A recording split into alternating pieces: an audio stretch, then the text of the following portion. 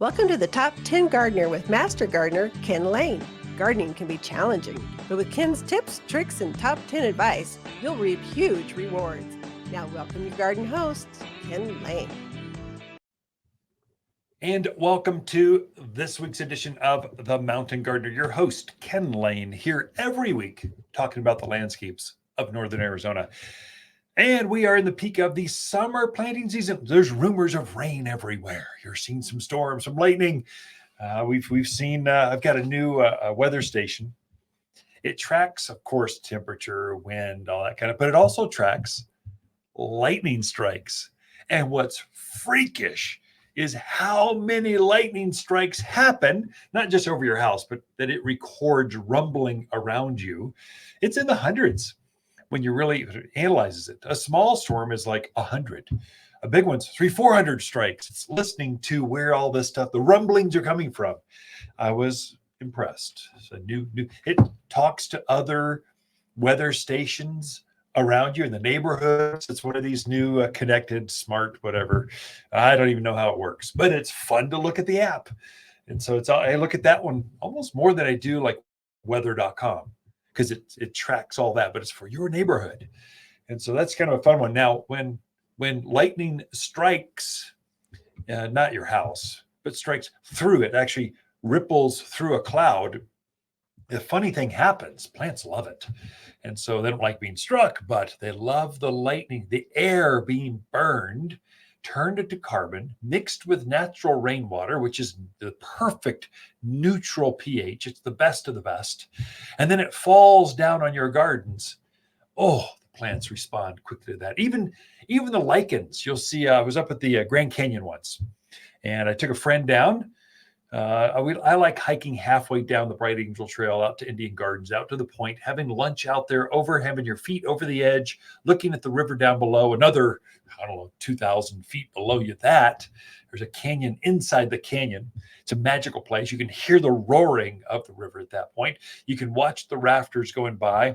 It's much more intimate, but you're surrounded in the middle of the canyon. You're just surrounded by all these walls. Anyway, storm's coming. You can see looking up the canyon, there's a storm inside the canyon heading our way. And we're going, Sid, we need to get out of here. We need to get at least to the canyon walls, like in the next, hour or so. We need to hustle. And so we are booking it from Indian Gardens back to at least to the canyon walls so we don't get struck by lightning. The number one way people get killed at the Grand Canyon, not by falling, not by tripping, not by elk, not by cars, lightning. So we got to get back. Well, the lichen on the canyon walls started to pulsate colors. It was beautiful. They just started to sing. They could feel the humidity. They were almost celebrating. The walls are alive at the Grand Canyon. And so you get to see this, I think, only if you're inside the canyon with the storm coming, threatening your life. And so it just is beautiful to watch. And so it just kind of the lichens come alive. They like all this natural rain. And so do your gardens. I would give you heed. Be careful not to throttle back your drip irrigation too soon. That's a mistake I find rookies make. They're saying it's going to rain this week. I'm turning my irrigation off. Use the rain to your advantage to rehydrate the soils. Don't cut it back too soon. Keep it going. And then what will happen is the rain will come. You'll get a half inch like in an hour. It'll just quickly dump on you.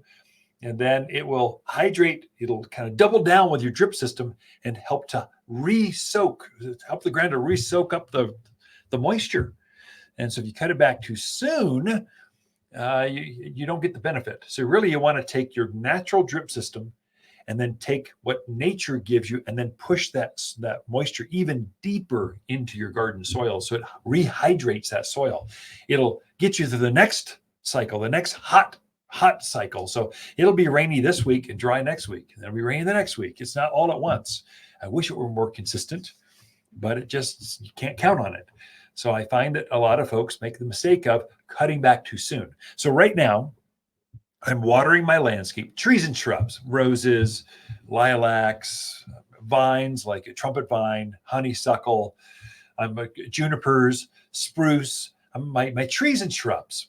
I'm watering those things once a week, a deep soak, an hour and a half or so. I've got 2-gallon-hour emitters. So I run it for an hour and a half. That's giving them, I might have multiple emitters on a bigger tree. So I try to mathematically do that correctly. So a 15-gallon tree will need about 15 gallons of water a week. A 5-gallon plant might need 5 gallons. So I'm putting the right emitters on those for the time that I'm spending running the irrigation. And I've had over an inch of rain hit over our gardens at home. We've had couple major storms, and I'm keeping it running. I'm not going to cut it back. Now, if we start to see this over and over, we get a regular pattern, I might cut it back. But until I see that, I'm using the rains to my advantage and rehydrating all the garden soils so I can take the pressure off the health of the plants. Now, what you'll find right now is I'm having a lot of customers coming in to the garden center saying, some of my plants are yellowing. The leaves are yellow, not brown tips. They're actually turning yellow on the inside of the plant. No, well, there we go. That's an issue. So that's going to be chlorosis. So we have the yellowing means it's running out of food, and it needs you to just to give it some steak and potato kind of stuff so it can put on some more muscle mass, make it go. These plants have pushed on a lot of new growth since May. So May, June, we're into July. You've been watering to get it through the heat of June. And so you've been watering a little bit more. And it's used all this new growth. It's used up all the food you gave it last spring. And so it's begging you. If you're a gardener at all, you're in tune going, they don't look quite as green as I've thought they should be. That's because they've run out of steam. And they need you to re-up their fertilizer.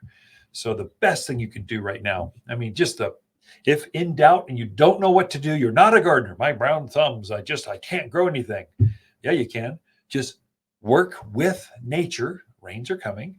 Put some food on your rock, underneath your trees, around your shrubs, through the flower beds, and wait for it to rain. It will work like this. It just works with the natural, perfect pH of the rains, releases all those nutrients around the root ball. A mistake I find folks make is, I've had this like 4 or 5 times in the last month. Yeah, I had my landscaper put some stakes down on the ground. The stakes are supposed to hammer them in the ground. They're supposed to last for a year, and then they do probably longer, because especially in a dry area. The problem with the tree stakes or the plant stakes is you need to put them where the roots are. When you got 3 stakes for a tree, a bigger tree, are they in the right spot? There's no way to tell where the roots are. And so I used to sell boxes and boxes of pallets of tree stakes. And I kept having people coming back. The plants are still yellowing. I'm going, okay, that's it. That's just, I'm not doing my customers right. I'm going to make my own fertilizer.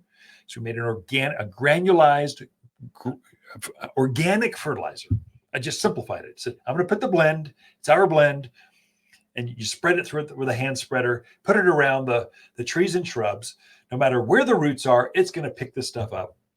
It's organic, so it releases, every time it rains, it releases a little bit of food every single time. And so that was the game changer. And then I could also control the iron and the sulfur. And so that yellowing is caused by it's gotten too much water, and the pH has actually changed. The pH, you've been watering so much through June, first part of July, that the pH has actually crept on you, up on you. So you're getting, the pH is too high. So it locks up the minerals that are already there that should be available, but it can't get to it because the pH is too high. And so if you lower that pH by adding sulfur, all of a sudden things green up. If you get a little bit of a cottonseed meal brings out the flower color, the fragrance, makes bigger tomatoes, bigger zinnias, geraniums. If you give it some iron, that'll green up. It just kind of quadruples the greening ability. And so I could put that all into a granular form. Use 744 all-purpose plant food now by the end of the month, so you can take advantage of the rain. It will green things up, get things to bloom again. It'll kind of reinvigorate your plants. Like immediately you'll see a change. That's the best thing I can tell you to do. If you're even a novice, if you're just not sure, Fertilize. You cannot make a mistake by using 744 all-purpose plant food. Okay, got a lot in store. We got Lisa Watersland coming in with your garden questions right after this. Wondering why the grass is always greener on the other side? Well, it's probably because your neighbor used the all-purpose fertilizer from Water's Garden Center. Monsoon is right around the corner, and it's the perfect time to feed your plants. Water's all-purpose fertilizer is the only organic made especially for Arizona mountain soils. Don't buy a bunch of different fertilizer for your flowers, veggies, trees, or grass. This one does it all. The plants on your side will be happier, healthier, well, greener. Safe, natural, organic. Water's Garden Center in Prescott. You're listening to Garden Master Ken Lain, owner of Water's Garden Center in Prescott. Join his daily podcast for timely garden advice seasonally right for the gardens. Ken can be found throughout the week at Water's Garden Center in Prescott or through his website at top10gardener.com.